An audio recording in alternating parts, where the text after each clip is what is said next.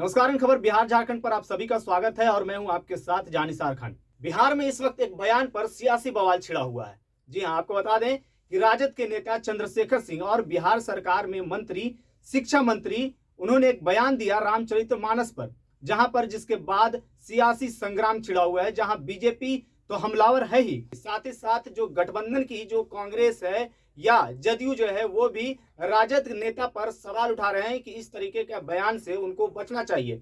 जहां पर बीजेपी तो लगातार हमला कर ही रही है, जदयू के तरफ से भी बयान आ रहे हैं। कल भी हमने दिखलाया था आपको कि अशोक चौधरी जो है जदयू के नेता, उन्होंने क्या कुछ कहा था। उन्होंने साफ तौर पर कह दिया था कि जदयू का इससे कोई लेना देना नहीं है। हालांकि उन्होंने कहा था कि आरजेडी के प्रवक्ता ने इस बयान को लेकर के कहा है कि ये उनका निजी मामला है, निजी टिप्पणी है रामचरितमानस पर। लेकिन क्या कुछ चल रहा है, गठबंधन जो है नीतीश कुमार की और तेजस्वी यादव की जो गठबंधन चल रही है बिहार में, जेडीयू आरजेडी की जो गठबंधन चल रही है, उसमें क्या सब कुछ सही चल रहा है?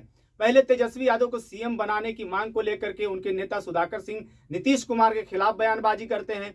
फिर अब राजद के एक और नेता रामचरितमानस पर इस तरीके का बयान देते हैं, जहां पर अब जेडीयू के नेता और जो संसदीय बोर्ड के अध्यक्ष हैं उपेंद्र कुशवाहा, उन्होंने साफ तौर पर कहा है कि ये बीजेपी के पिच पर खेलने के बराबर है।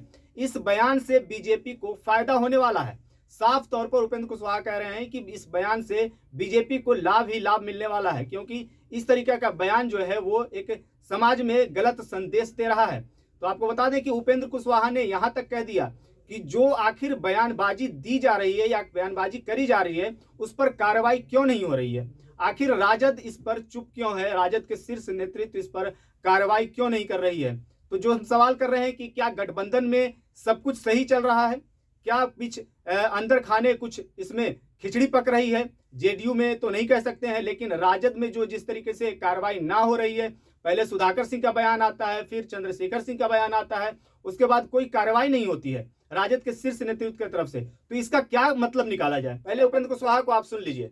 अब कोई व्यक्ति, शिक्षा मंत्री जी और सुधाकर जी का मामला नहीं है, राष्ट्रीय जनता दल के शीर्ष नेतृत्व का मामला है।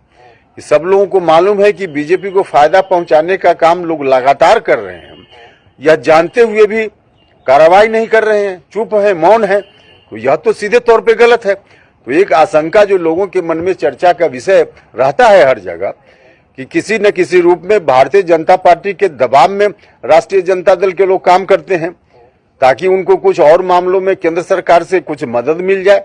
तो इस तरह की जो आशंका है, वैसी आशंकाओं को तो और बल मिलेगा ना।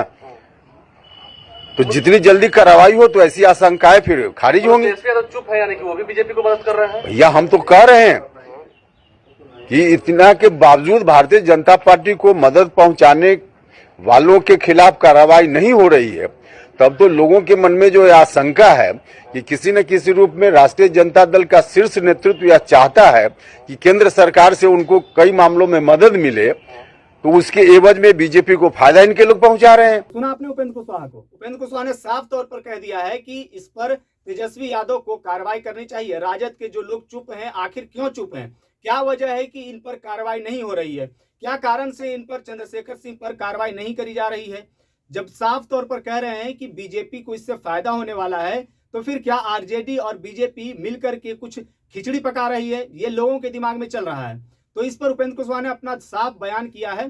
तो उपेंद्र कुशवाहा को भी आपने सुना, लेकिन अब देखना होगा कि बिहार की राजनीति में क्या कुछ निकल करके आती है। पहले जैसा कि मैंने बताया कि सुधाकर सिंह तेजस्वी यादव को सीएम बनाने की मांग करते हैं, फिर एक नया बयान आता है। तो इस वजह से लग रहा है कि बिहार में कुछ सही नहीं चल रहा है, और खास करके गठबंधन को लेकर के जिस तरीके से एक तरफ नीतीश कुमार विपक्षी एकता की बात कर रहे हैं कि विपक्ष को हम जोड़ेंगे, लोकसभा चुनाव आते आते एक विपक्ष जो है पूरी तरह से एकजुट नजर आएगी और बीजेपी जो कहा जा रहा है कि नरेंद्र मोदी को हराने का काम करेगी विपक्षी पार्टियां।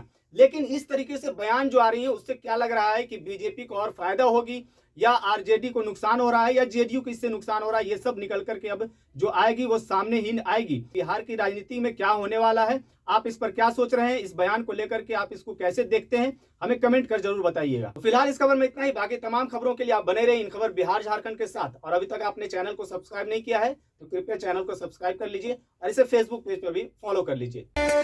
इन खबर चैनल को सब्सक्राइब करें